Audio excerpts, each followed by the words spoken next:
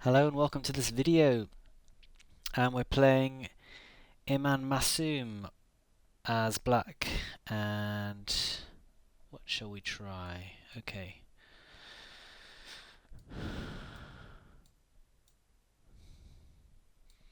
So we're getting a kind of King's Indian.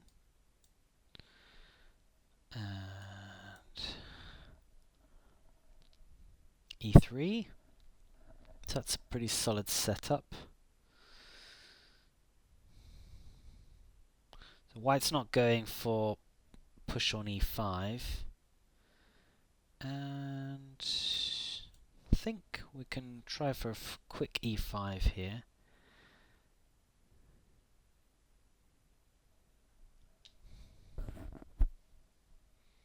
e5 takes.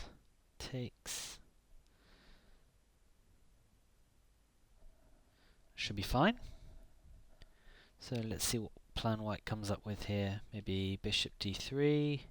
Yep, okay, so bishop d3. So we could play c5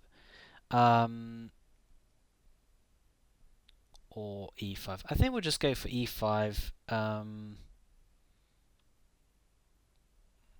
That's a little bit close. Let's change our minds and go with c5. We still got the same tempo on the bishop if he takes. Okay, so I'm going to go with this for the tempo on the bishop. I guess bishop c2 now.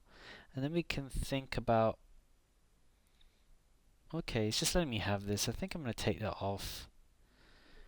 So let's just look at bishop f5, then e4. So that's not going to work. We could think about queen a5 hitting the bishop. So let's go for that. Time is about even at the moment. Okay, rook b1, that's intended to play b4. So we could actually think about queen f5, that induces e4 here. And then from there, maybe queen g4. Or just back to e6 or something. Obviously we can pre-move with this. If queen takes queen. I think black's pretty solid here.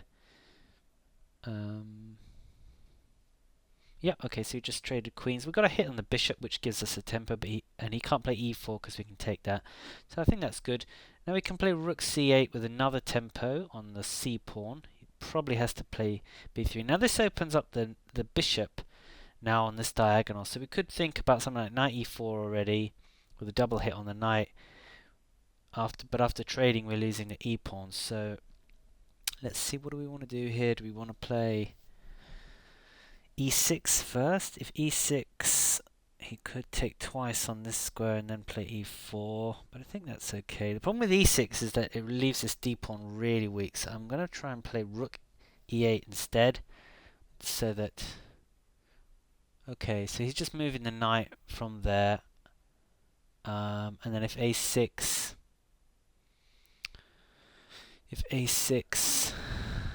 then he's going to go knight here.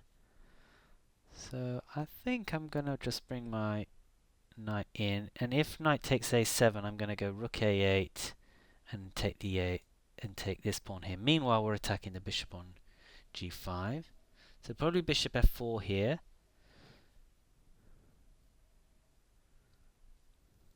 And then if he moves the bishop, we might be able to play a6 then, because now we're covering the c3 square.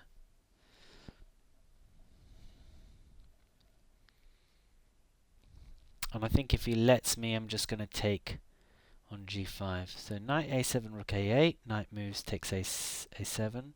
Okay, so he's just gone there.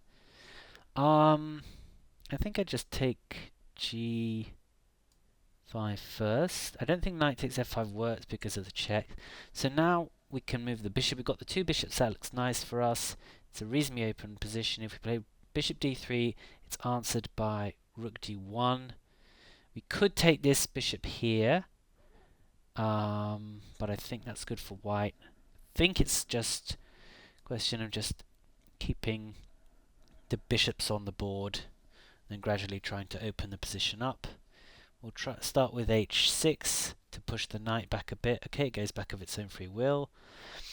Let's see.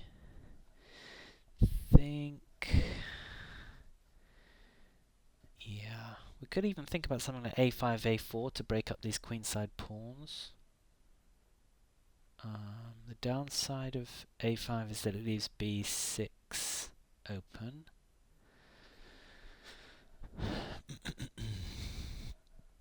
I think we're going to go for it anyway, and then if knight b5, I might play it anyway and then play rook a8. Just think I want to just break up these pawns a bit. Okay, let's go for this now. And obviously if we're going to pre-move that, b takes a, bishop takes a4, and otherwise we're going to take and then put the rook on the a file. I think if all the rooks come off, we should be in fairly good shape with the two bishops. Okay, so okay, that looks good. What about now playing ae5, d5, e5? Where's that knight going? Knight to b5. We can double the pawns. That looks okay.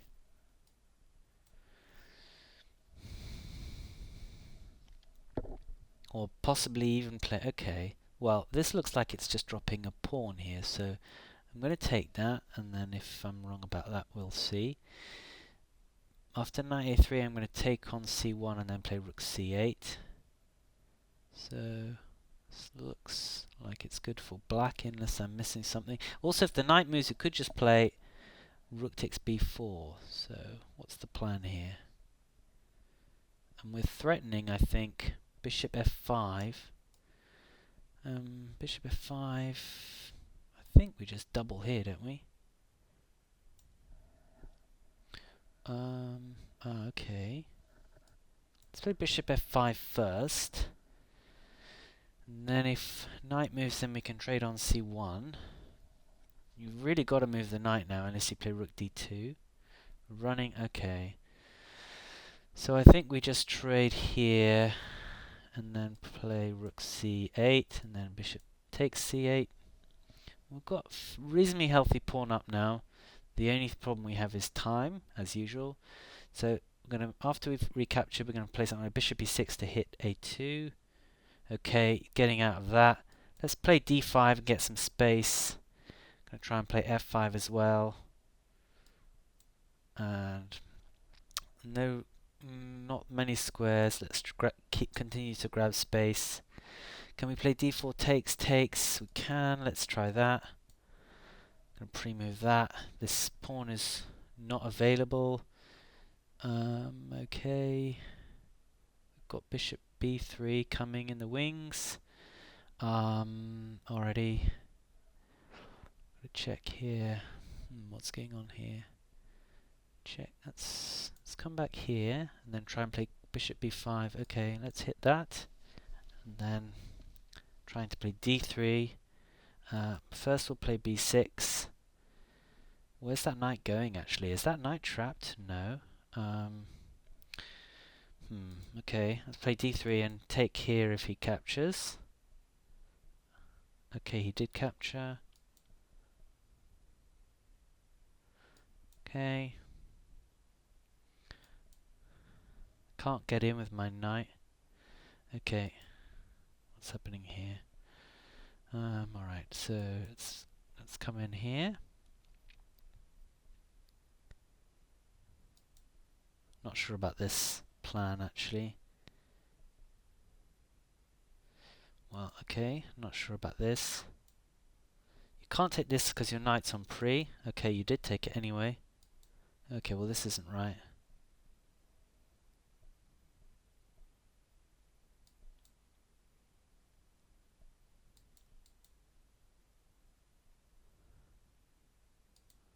Okay, this looks losing to me now.